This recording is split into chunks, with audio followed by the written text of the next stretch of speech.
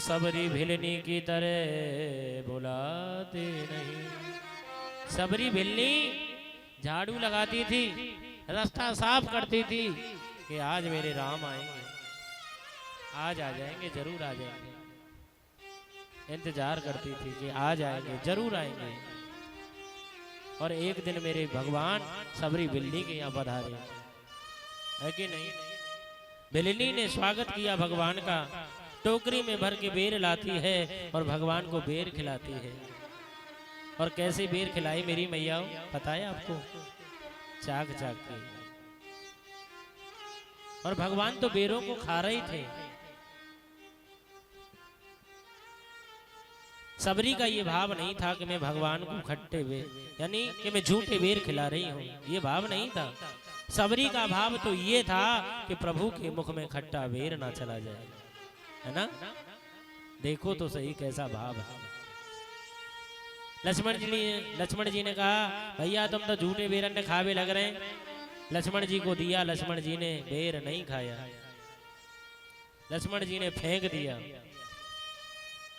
और जिस बेर को लक्ष्मण जी ने अपने हाथों से फेंका था, उसी बेर से बनी संजीवन बूटी, उसी से लक्ष्मण जी के प्राण बचे थे। हनुमान जी लेके आए थे संजीवन बूटी, है ना। कौन कहता है भगवान आते नहीं, तुम सबरी भिलनी की तरह बुलाते नहीं। रामा रामा रटते रटते पीते रे ओ मरिया। रामा रामा रटते रटते पीते रे ओ मरिया। रघुकुल नंदन कब आओगे, रघुकुल नंदन कब आओगे, भिलनी की झोपड़िया। रामा रामा रटते रटते पीती रे ओ मरिया। रघुकुल नंदन कब आओगे, रघुकुल नंदन कब आओगे, ताती की झोपड़िया। रामा रामा रटते रटते पीती रे ओ मरिया। जय हो, हरि हरि बोल।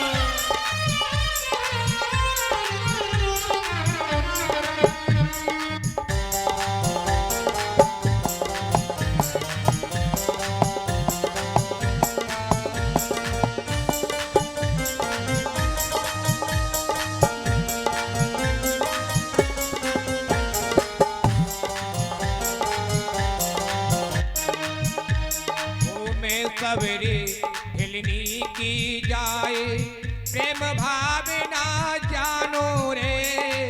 मैं सबरी भिलनी की जाई, प्रेम भाव न जानू रे। मैं सबरी भिलनी की जाए, प्रेम भाव ना जानो रे। मैं सबरी भिलनी की जाई, प्रेम भाव न जानू रे। मीठे मीठे बेरन से मैं है,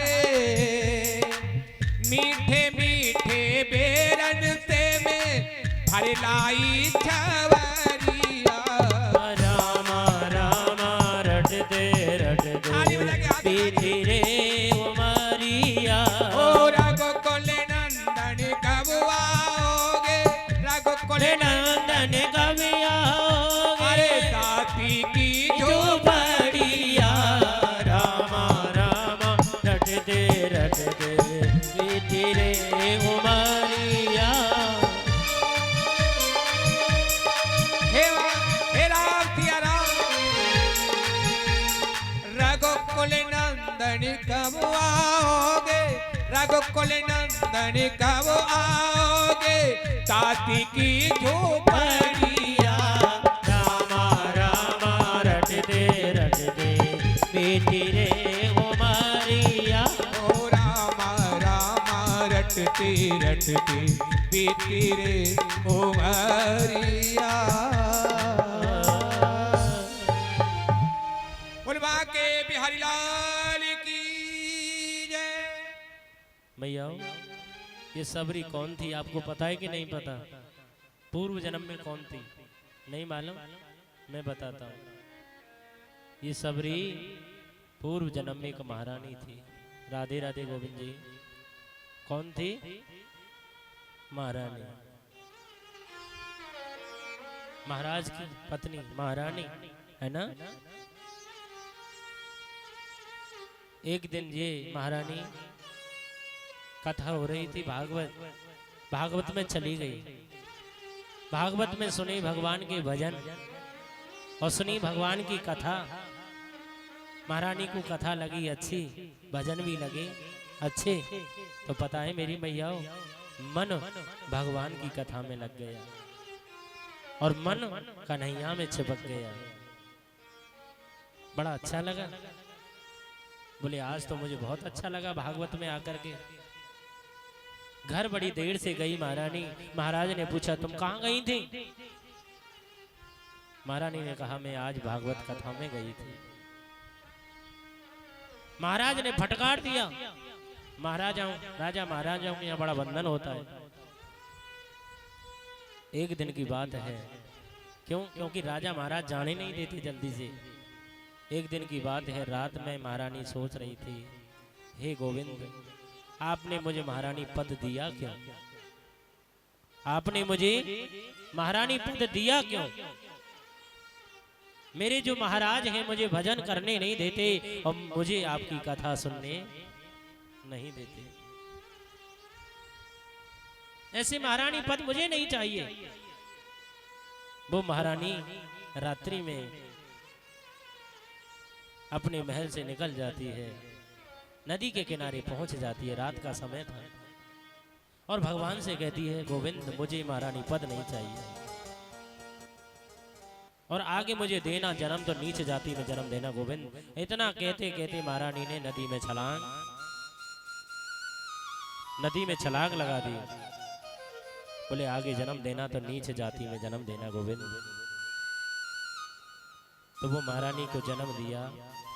सबर के यहाँ जन्म हुआ उसका, इसलिए उसका नाम रखा सबरी। अब सबरी धीरे धीरे बड़ी हो गई मेरी मैया, विवाह की योग्य हो गई। सबरी के पिता ने उसकी सगाई कर दी। विवाह की तारीख निश्चित हो गई, बारात आने वाली है। पता है क्या किया सबरी के पिता ने?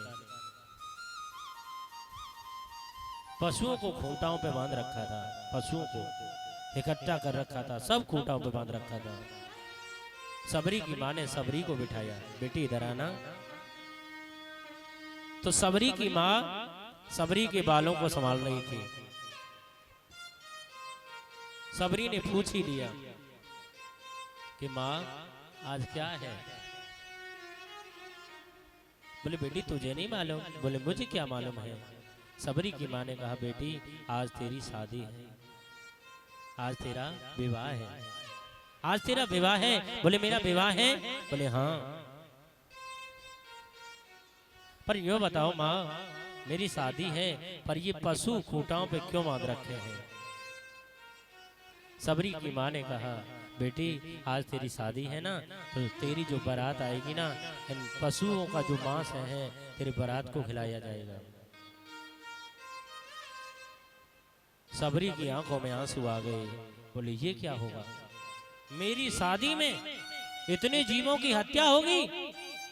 मेरी तो शादी होगी और मेरी शादी में इतने जीव मारे जाएंगे, ऐसी शादी मैं नहीं करूंगी, कभी नहीं करूंगी। बालों को छुड़ाया सबरी ने। अब तो दौड़ लगा दी, जंगल जंगल में घूमी, सब जगह घूमी, सब जगह गई, क्योंकि उसे कोई रख तो नहीं सकता आश्रम में। क्यों? क्योंकि उस नीच जाति में जन्म मिला है। वैसे ये कहते हैं कि भगवान के दरबार में कोई जातिवादी नहीं है, लेकिन जातिवादी सब यही बनाई हमने और आपने। जाति पात पूछो नहीं, हर को वजह सो हर को होई, है ना मैया?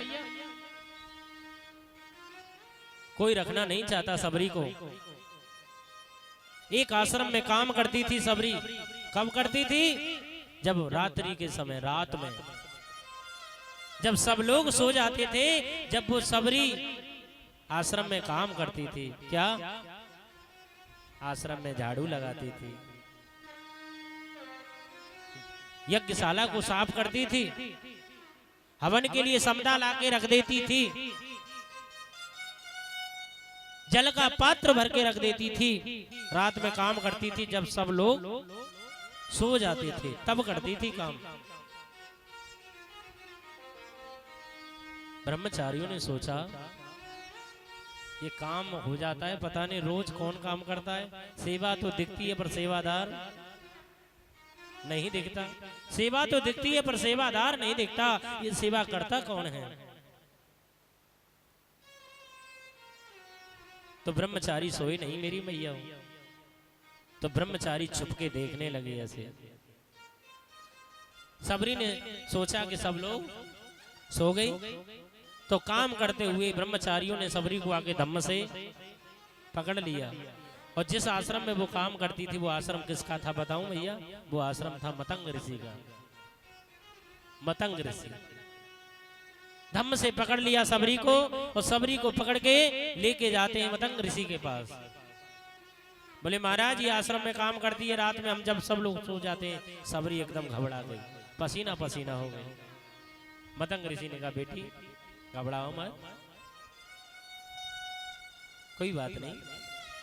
बोले महाराज मुझे डर लगा, दिन में तो मैं आपके आश्रम में काम नहीं कर सकती थी। क्यों? क्योंकि मुझे नीच जाति में जन्म मिला, तो मुझे कोई काम करने नहीं देता, इसलिए मैं रात में करती थी काम। मतंग ऋषि ने कहा बेटी कोई बात नहीं, डरो मत, आश्रम में आराम से रहो, ये आश्रम तुम्हारा ही है, मैं तुम्हें दीक्षा देता हूँ, मैं तुम्हें अपनी शिष्या बनाता हूँ। सबरी कौन की शिष्या थी? मतंग ऋषि की। और कहा बेटी आश्रम में रहो आराम से, तुम्हारा ही आश्रम है। अब मैं जा रहा हूं, मेरा अंतिम समय आ रहा है। यद गत्वा निवर्तन्ते तद धामा परमम गुरु। अब अंतिम समय आ रहा है मेरा आश्रम में रहना और देखभाल करना। मतंग ऋषि ने कहा बेटी भगवान तुझे दर्शन जरूर देंगे, मेरा आशीर्वाद है, आशीर्वाद है। इतनी कहकर के कि भगवान तुझे दर्शन देंगे, तो मतंग ऋषि ने अपने शरीर को छोड़ दिया। सबरी इतना पूछना भूल गई कि भगवान दर्शन देंगे, भगवान के पास मुझे जाना पड़ेगा या भगवान मेरे पास आएंगे। और आप सबको मालूम है कमर टेढ़ी हो गई, सबरी बिल्कुल ऐसे नब गई और भगवान को आना पड़ा। जिसका अटल विश्वास है, जो भगवान को मानता है, जिसकी भक्ति दृढ़ है, भगवान भक्तों के ऊपर कृपा करते हैं, है कि नहीं? और हर समय भगवान आते हैं, हर युग में आते हैं, भक्तों के लिए आते हैं मेरे कन्हैया। और राक्षसों को मारने के लिए आते हैं। भगवान चाहें तो राक्षसों को बैठे बैठे भी मार सकते हैं, पर कब मारते हैं? ये भगवान के लिए राक्षस तो खिलौना है। जैसे बालक खेलता है खिलौने से, जब तक खेलता है, जब तक खेलता है, और नहीं तो तोड़ देता है ना? हर युग में आते हैं भगवान। भगवान ने दर्शन दिए सबरी को जाकर के।